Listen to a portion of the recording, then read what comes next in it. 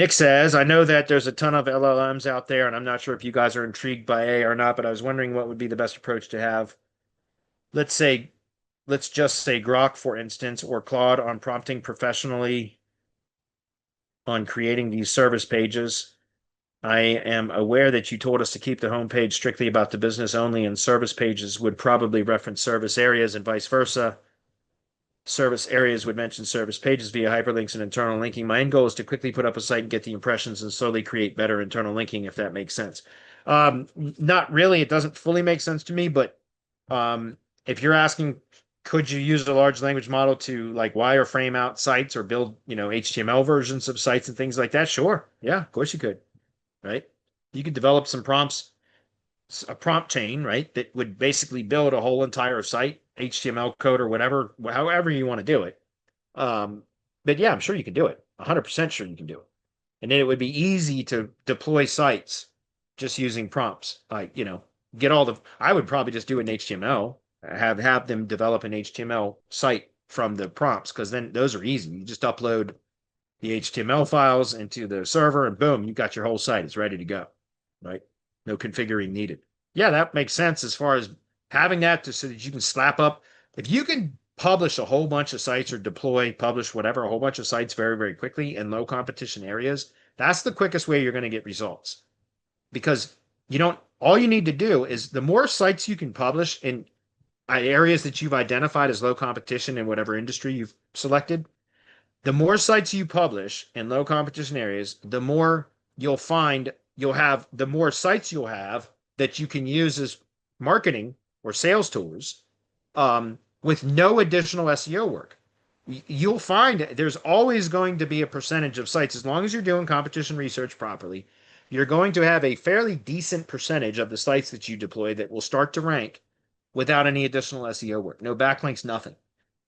And so those are the ones that then you use as sales tools and you monetize them first, whether it's direct monetization or indirect. Remember, direct monetization is selling the site or rank and rent, so leasing it, selling leads from the site, or doing a revenue share model, something like that. So that is where you're directly monetizing the LLG site, right? Or the lead gen site. But an indirect monetization method would be to use it as a sales tool by showing that you're able to get results in a particular area to other companies that provide those same products or services in that area by just pointing to it in your sales pitch. Like, hey, look, I'm already outranking you for some of your products and services in some of the areas that you cover. I can do this for you. And I'll tell you what, if you sign up with me to do this for you and your business, I will assign any of the leads that come from this site to your company. That's indirect monetization, right? But it's still monetization, and it's still served the intended purpose, which was for you to create revenue from a lead gen site. You just created revenue by selling traditional retainer-based services to a company by pointing to your lead gen site during your sales presentation. Does that make sense?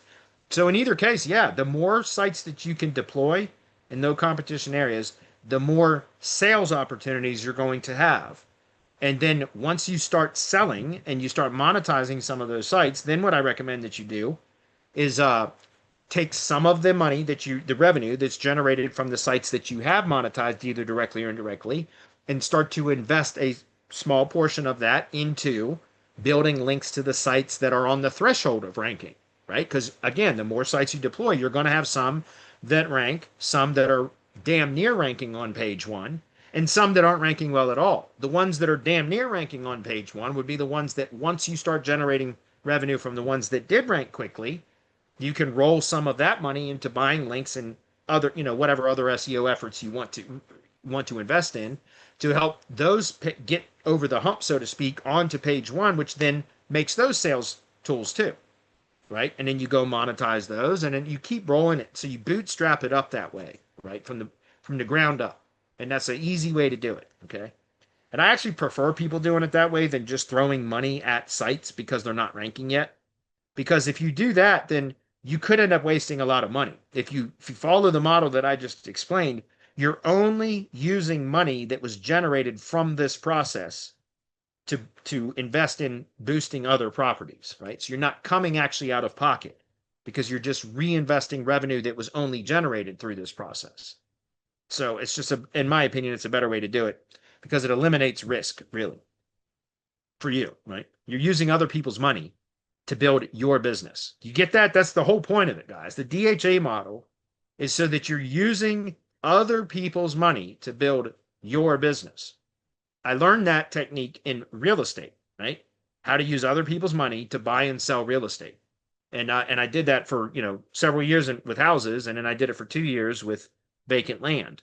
And I did quite well in that business. Not houses. I lost my ass when the when the real estate market crashed in 2007, excuse me. But in vacant land, I fucking loved that business, man. And it was all about using other people's money to buy and sell land, right? And it was great. And so I just basically, when I learned that process, I modified that to local SEO and lead gen, and just applied that kind of concept to local SEO and lead gen. And that's where the DHA model was born from. Seriously. Right about the time that I started working on the DHA model for my own agency was right about the time that I quit flipping land as a side hustle, because it was it was causing a conflict for me. But I just, for 2 years, I had kind of been flipping vacant land as a side business. And that's where I throughout that time, I kept thinking about, man, how can I apply this to the SEO industry? And so when I quit doing land flipping, that's when I started to apply that concept to the SEO industry in my own agency only. And that for about 2 years before I started talking about it to to our audience, so to speak, because I wanted to prove it out first, and it absolutely works. So